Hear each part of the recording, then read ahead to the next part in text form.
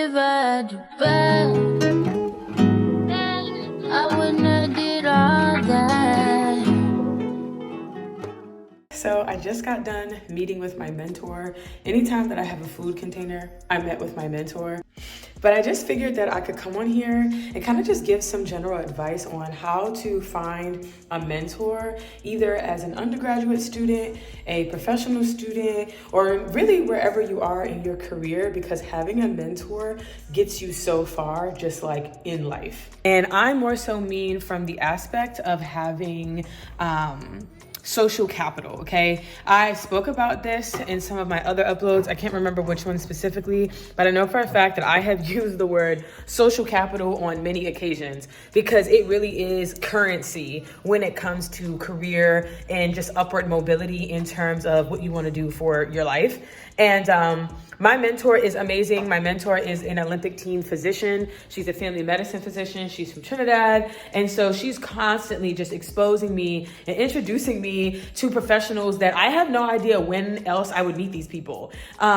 She also is the one who encourages me to just apply myself. Anytime that there's an opportunity available that she thinks that I could qualify for, she's like, here's the information, here's the deadline, I'll write you your support letter, get it done. And she's great. She's literally the reason why, y'all, because I didn't tell anybody yet, but I published that article online with the British Journal of Sports Medicine right in their patient in their patient blog section. And then my article was selected to get added to their current circulating issue. So that means anybody who is reading the current British Journal of Sports Medicine, I believe it's like issue 58 or something. I don't know. I'll put a link down below, but you can click on it and there I am. I pop up on PubMed as a first author now for my paper and having it published in that journal. And that is freaking amazing considering that I just wrote like a narrative piece of just my life. It's not like I did a crazy extensive amount of research. I just talked about myself.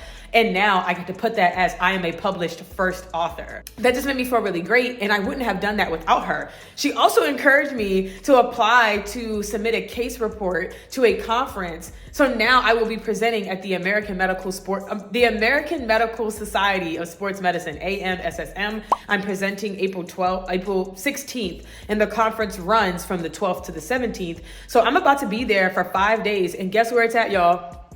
Baltimore, back in my hometown. So it's just like endless examples of me just having opportunities and doors open for me simply because of who I know and simply because this person, my mentor, believes in me. So mentoring relationships are so crucial because it just exposes you to things that you otherwise may have never thought to do. And yes, I'm real close and personal. I'm sitting on the floor. I got clothes for a try on haul and I ain't got no couch. So please don't judge me. So, but yeah, I would say like this top 10 things that you need to do as a person, again, striving for upward mobility, either in school or in your career, is get yourself a mentor. So let me tell you how to do it. First thing that you need to do is cold call, cold email, okay? I'm talking about getting on the website for your company or your school or wherever it is that you're at. You get online, you look up in people's biographies and whatever departments or positions you're interested in, read their biography, see if there's anything that you have in common, and email those people.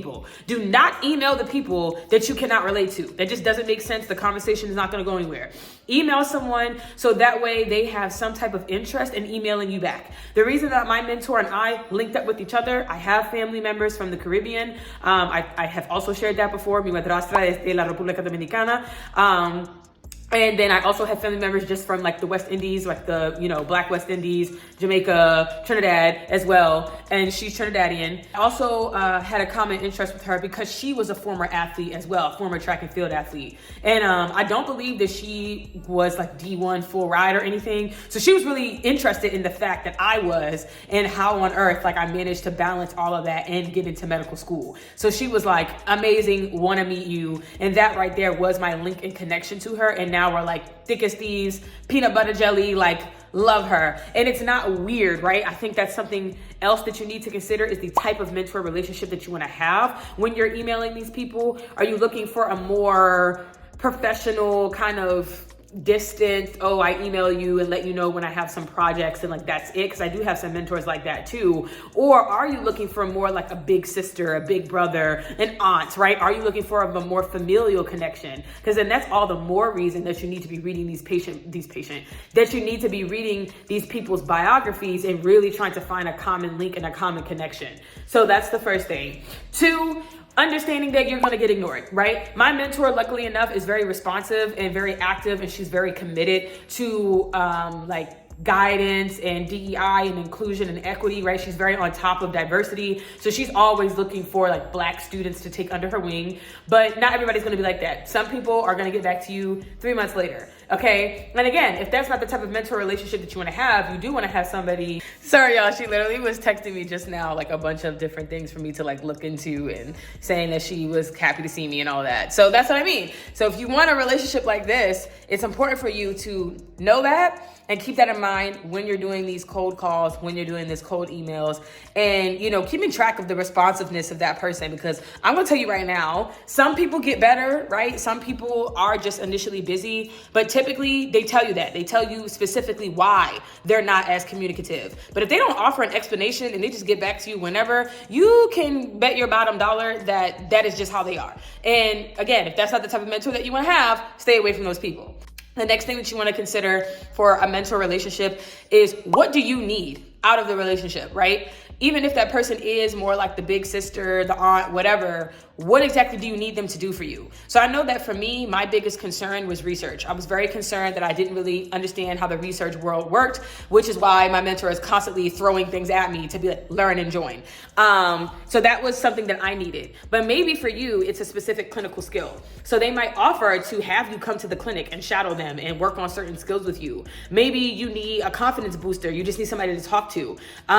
So just trying to figure out what about your mentor relationship is important for you to be a better you. So with me and my mentees, for instance, I am more so the realistic, get it together type. You are Elastigirl! My God, pull yourself together! They need that from me. They need me to be very like hard on them. They don't necessarily need me to look up opportunities for them. They're very proactive in that. It's just more of a, okay, now that you're doing it, don't be lazy. Now that you're doing it, give it your all. Like they need me to just be on their butt. Oh, you got a B when I knew you could have got an A? I'm on you. You got a C when you could have gotten an A? I'm really on you. So they need me to be that kind of aggressive cheerleader in their corner. And it's really important to identify that, because it's important to set up those expectations early in your mentor-mentee relationship. There are some mentors who have never had that type of mentee, right? Or, you know, again, their mentorship style, they're trying to change it, but they haven't gotten into it yet. So by being able to come and be like, hey, this is what I need from you, makes that process that much easier for you to get everything that you need out of them. The next thing that I'll say in how to find a mentor is, don't be afraid to look outside of your institution as well. My mentor just so happens to be here, but she has a lot of connections at, you know, Duke University, which is like right around the corner, because that's where she attended school. So just not being afraid of reaching out to nearby locations. This can be a bit tricky though, because sometimes medical schools can be a little gatekeepy. They can be very like, oh, well, what's wrong with the people at your institution that you can't, you know, like, they can be very protective of each other in that way, which I think is dumb, because at the end of the day, if I don't click and connect with the people here and I'm reaching out to you, let me do that. Why are you questioning me? I've had people say that to me. I've 100% had people be like, well, what's wrong with the people at your university? Like, why aren't you talking to them? Like, what's wrong with them? And it's just, it can be very irritating. So I think it's important to just kind of acknowledge and understand that that is something that can happen, and to just kind of be mindful of your language, right? You never want to be talking bad about your home institution or talking bad about a relationship that you used to have. And you would think that this would be commonplace, but you know, common sense do not be common. I'm actually putting out an internship horror story. I don't know if it'll be up before I post this or not, but yeah, and I explain how I have run into some pretty unprofessional people before who just like talk about things that just, or say things that just kind of don't need to be said. And so just kind of being mindful of your language and your verbiage, and playing up naivety is a real key factor that I found, right? When you're looking for, leadership, when you're looking for supervision, when you're looking for just somebody to be above you, it's important to act dumb sometimes of, wow, I didn't know that. Oh, can you explain that to me? What do you mean by that? Rather than catching offense or getting defensive, it's much easier to be like, I don't really know what you're talking about. And that's exactly what I do to people, right? Like whenever they start questioning me about things and I'm like, why do you need to know that? I always go, oh, should I not have done that? Like, oh. Really? And it makes things so much easier, right? I'm just giving y'all some keys to success, okay? Learning how to play the game and finesse the system.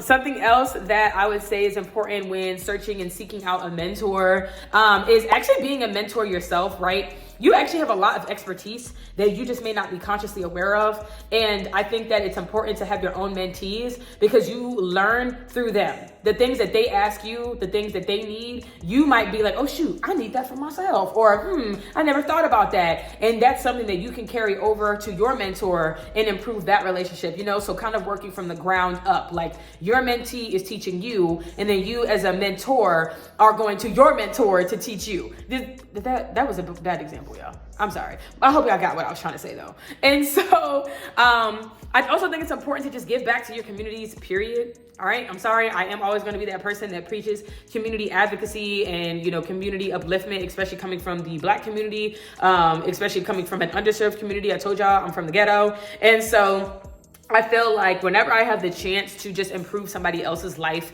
and to like be a leader in my own right, it gives me just more confidence to navigate and network with people because it's like, I do this. I am in this space and in this spirit all the time where I am just so focused on upward mobility, where I'm focused on betterment, that I have less insecurities and less doubts asking you to do the same. You know what I mean? So that's just kind of honestly, like my last bit of advice. I think that people overcomplicate finding a mentor and finding research and finding opportunities and finding a job, finding employment. Stuff doesn't have to be hard if you know who to talk to, right? I'm a firm believer in the saying, it is not about what you know, it is about who you know. Who you know has way more currency than what you know, because you can always learn it once you get there. You can always learn it once the door opens up for you. And at the end of the day, you never know what exactly you're capable of until you're challenged and until you're pushed. So I have learned to stop speaking doubt over myself. I've learned to stop saying no to opportunities. I have learned to be in a spirit of, shoot, let me try it. And shoot, all right, I'll come talk to you. Even if I don't exactly know how it's gonna go, I just put myself out there. And oftentimes, 9 out of 10 times, it works out in my favor. And so, I think that's pretty much it. It wasn't supposed to be something super complicated. I can give you guys some concrete examples or, email any templates that people might want to try out and use. Y'all know that my email is in my little about section. So, or you can also DM me, right? However you need to contact me, go ahead and contact me and I will certainly provide you with whatever materials that you need. If you feel like, nah, can you just help me out?